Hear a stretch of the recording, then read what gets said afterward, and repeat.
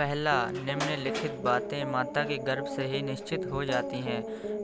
पहला, व्यक्ति कितने साल जिएगा। दूसरा, वह किस प्रकार का काम करेगा। तीसरा, आपके पास कितनी संपत्ति होगा। चौथी, आपकी मृत्यु कब होगी।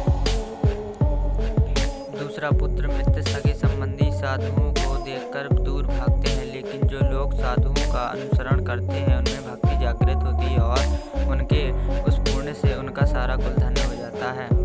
तीसरा, जैसे मछली दृष्टि से कछुआ ध्यान से देखकर और पक्षी स्पर्श करके अपने बच्चों को पालते हैं, वैसे ही सज्जन पुरुषों की संगति मनुष्य का पालन पोषण करती है। चौथा, जब आपका शरीर स्वस्थ है और आपके नियंत्रण में, उसी समय आत्मरक्षात्मक का उपाय कर लेना चाहिए, क्योंकि मृत्यु हो जाने के बाद कोई कुछ नहीं कर सकता है। पांचवा, विद्या अर्जन करना यह कामधेनु के समान है, जो हर मौसम में अमृत प्रदान करती है। वह विदेश में माता के समान रक्षा एवं हितकारी होती है, इसलिए विद्या को एक उत्तम रोग कहते हैं। चौथा, सैकड़ों गुणा हृदित पुत्र को अच्छा गुण पुत्र है, क्योंकि एक चंद्रमा रात्रि के अंधकार को भगाता है, असंख्य तारे यह काम नहीं कर पाते।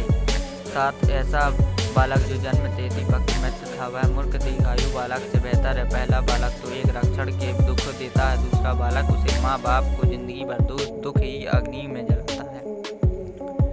आठवां, निम्नलिखित बातें व्यक्ति को बिना कहे ही चलाती हैं। पहला, छोटी गांव में बसना जहां रहने वाली सुविधाएं उपलब्ध नहीं हो। दूसरा, एक ऐसे व्यक्ति के यहाँ नौकरी करना जो नीचे कुल में पैदा हुआ है। तीसरा, अस्वस्थ भोजन का सेवन करना जिनकी पत्नी हरदम गुस्से में होती है। पांचवां, जिनको मूर्ख पुत्र कहते हैं। छठवां, जिसकी पुत्री विधवा हो गई है।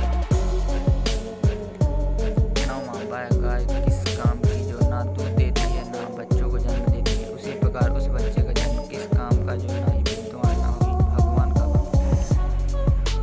10वां, जब व्यक्ति जीवन में दुख से जूझता है, उससे निम्नलिखित की सहारा देते हैं। पहला, पुत्र बुद्धि, दूसरा भगवान। 11वां, यह बात एक बार ही होनी चाहिए। राजा का बोलना